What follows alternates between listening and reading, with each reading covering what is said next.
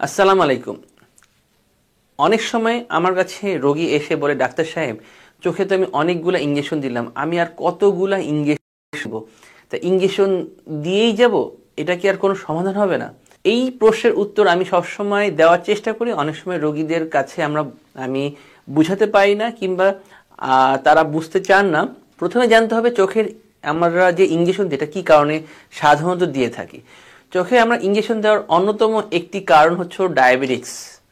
যাদের অনিয়ন্ত্রিত ডায়াবেটিস অনেক বছর ধরে আছেন, তাদের যে জিনিসটা হয়, চোখের ভিতরে রেটিনার যে ম্যাকুলা পোর্শনটা আছে, যেটা চোখের সবচেয়ে সেন্সিটিভ, আমি আবার বলছি, চোখের ভিতর রেটিনা আছে, লেন্সের পিছনে ভিট্রিয়াস, তার পিছনে রেটিনা, যেখানে আলো পড়ে আমাদের ছবিটা তৈরি হচ্ছে এবং সেখান থেকে একটা অপটিক নার্ভের মাধ্যমে ব্রেনে চলে যাচ্ছে।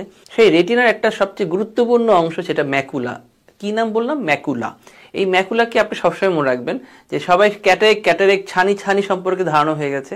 আমি একজন রেটিনা স্পেশালিস্ট হিসেবে সবসময় আমার ভিডিওতে রেটিনা, ম্যাকুলা, এই রোগগুলা নিয়ে সবচেয়ে কথা বলি, যেন যতবার বলবো তত বেশি আমরা এই সম্পর্কে জানবো।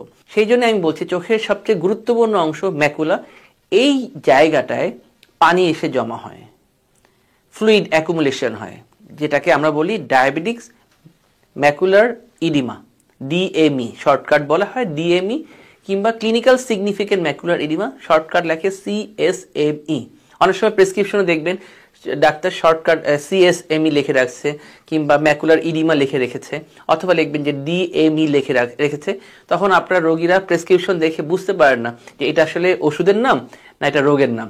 অনেক সময় দেখবেন যে ডায়াবেটিস রোগীদের হঠাৎ করে দৃষ্টি কমে গেছে। কেন কমে গেছে? তার অন্যতম কারণ হচ্ছিল এই ডায়াবেটিস ম্যাকুলার ইডিমা, চোখের রেটিনাতে পানি জমেছে। এখন এটা যে আসলে পানি জমার কারণে এই চোখের দৃষ্টি কমে গেছে, এটা আপনি কিভাবে বুঝবেন? এটা অবশ্যই একজন রেটিনা স্পেশালিস্টের কাছে যাবেন। যখন দেখবেন যে চশমা দিয়েও চোখের দৃষ্টি উন্নতি হচ্ছে না, তার মানে বুঝতে হবে চোখের রেটিনাতে কোনো প্রবলেম আছে। একটা মানুষ চোখে কম দেখছে, তাকে চশমা দিয়েও যখন 100% দৃষ্টি দেখানো যাচ্ছে না, তখন বুঝতে হবে তার চোখের রেটিনাতে কোনো প্রবলেম আছে, কিংবা লেন্সে ছানি পড়েছে, কিংবা রেটিনাতে কোনো প্রবলেম হয়েছে। কিন্তু বেশিরভাগ রোগী চিন্তা করে যে আমি চশমা পরে দেখতে পারি, কিন্তু চশমা ছাড়া তো দেখতে পারি না, চোখ খারাপ। এটা ভাবা যাবে না। চশমা দিয়ে যে 100% দেখে তার চোখকেও আমি ভালো চোখ বলি। চশমা দিয়ে যে ভালো দেখে না এবং চশমা ছাড়াও দেখে না, তাদের চোখের বলবো আমি চোখের মধ্যে কোনো সমস্যা আছে।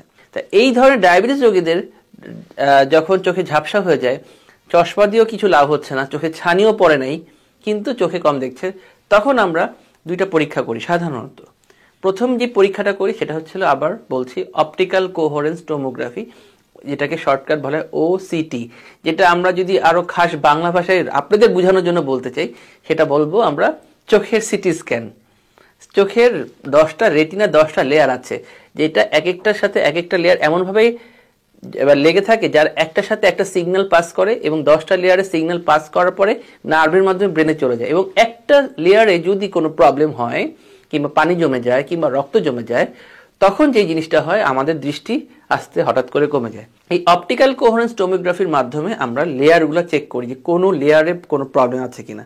যখন দেখি যে চোখের লেয়ারে কোনো প্রবলেম পাচ্ছি, তখন দেখা যাচ্ছে ওই ওসিটির মাধ্যমে দেখা যাচ্ছে ওই একটা ম্যাকুলাতে ফ্লুইড জমে আছে, ওই জায়গাটা উঁচু হয়ে আছে, কিংবা ফুলে আছে, মাঝখানে কালো জায়গাতে পানি জমে আছে। এখন এই ক্ষেত্রে আপনি কি করবেন? এইখানেই প্রশ্নটা হচ্ছিল যে ডাক্তার সাহেব, আমার চোখে দেখছি না, আমার চোখে পানি জমেছে, সব ডাক্তার বলছে, আমি কোন চিকিৎসা যাব? এটার প্রধান চিকিৎসা হচ্ছিল আমরা যেটা করি, চোখের ইঞ্জেকশন। চোখের ইঞ্জেকশন যেটাকে বলে ইন্ট্রাভিট্রিয়াল অ্যান্টি-ভিজিএফ।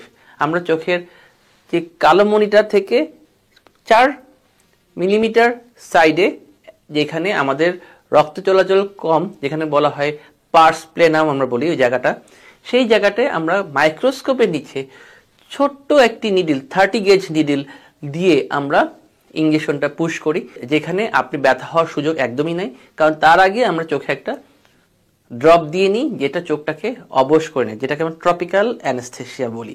এবং আপনি এটা ব্যথা পাওয়ার একদমই সুযোগ নেই, আমরা তখন চোখে ইঞ্জেকশন পুশ করি। এই অ্যান্টি-ভিজিএফ যেটা চোখের মধ্যে যায়, ওই জায়গা থেকে যেখানে ফ্লুইড বের হচ্ছে, সেই রিসেপ্টরগুলোকে ব্লক করা হয় এবং ফার্দার পানি আসাটা বন্ধ করে, এবং যেটা জমে আছে সেই ফ্লুইডগুলো আস্তে আস্তে অ্যাবজর্পশন হয়ে যায়, কারণ প্রতি মুহূর্তে ফ্লুইড আসে যেটা অটোমেটিকলি সাধারণ মানুষের অ্যাবজর্ব হয়ে যাচ্ছে। কিন্তু যখন এই রোগটা হচ্ছে তখন ফ্লুইড বেশি রিলিজ হচ্ছে, অ্যাবজর্পশন হতে পারছে না, পাম্পিং অ্যাকশনটা কাজ করছে না। সেজন্যে আমরা ইঞ্জেকশনের মাধ্যমে আমরা রিসেপ্টরগুলোকে আমরা অফ করি, তারপর রিসেপ্টর যখন অফ হয়ে যায় তারপরে ফ্লুইডগুলো আস্তে আস্তে মানে অ্যাবজর্ব করার চেষ্টা করা হচ্ছে, মানে অ্যাবজর্পশন হয়। এই জিনিসটা ইঞ্জেকশনের মাধ্যমেই সম্ভব, ইঞ্জেকশন ছাড়া এটা এখন বর্তমান অন্যভাবে করা সম্ভব না যদি পানির পরিমাণ বেশি থাকে। একসময় লেজারের মাধ্যমে এটা করা হতো, বাট ইঞ্জেকশনটা বেটার কাজ করছে। কারণ এখন বর্তমানে বাংলাদেশে বিশ্বে যেই মানে অন্যান্য দেশে ওয়ার্ল্ডের মানে সবচেয়ে উন্নত কান্ট্রিগুলোতে যেই ইঞ্জেকশনগুলো ব্যবহার করা হচ্ছে, বাংলাদেশে আলহামদুলিল্লাহ সেই ইঞ্জেকশনগুলো আমরা ওই কোম্পানির কাছ থেকে নিয়ে এসে ব্যবহার করছি। যেমন আমাদের চোখে দেওয়া হচ্ছিল ইঞ্জেকশন অ্যাভাস্টিন নামে পাওয়া যাচ্ছে, বাংলাদেশে ইনসেপ্টা কোম্পানি একটা বের করেছে বিভিক্সা, ওটাও খুব ভালো কাজ করে। যাদের মানে এগুলো হচ্ছিল যে দিতে হবে এটা নিয়ে আমাদের কথা। বাংলাদেশের যে কোম্পানি যেটা ইনসেপ্টা সেটা বিভিক্সার নামে বের করেছে, এইটাও খুব ভালো কাজ করে।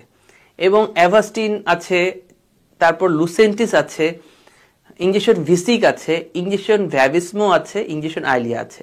এখন আপনি বলতে পারবেন ডাক্তার সাহেব কোন ইঞ্জেকশন দিব। কিছু কিছু ইঞ্জেকশনের প্রাইস একটু বেশি, যেগুলো চোখের জন্য তৈরি করা হয়েছে, চোখের জন্য FDA অ্যাপ্রুভ। যেগুলোর দাম একটু কম সেগুলো যে কাজ করে না তা না, ওগুলোও কাজ করে।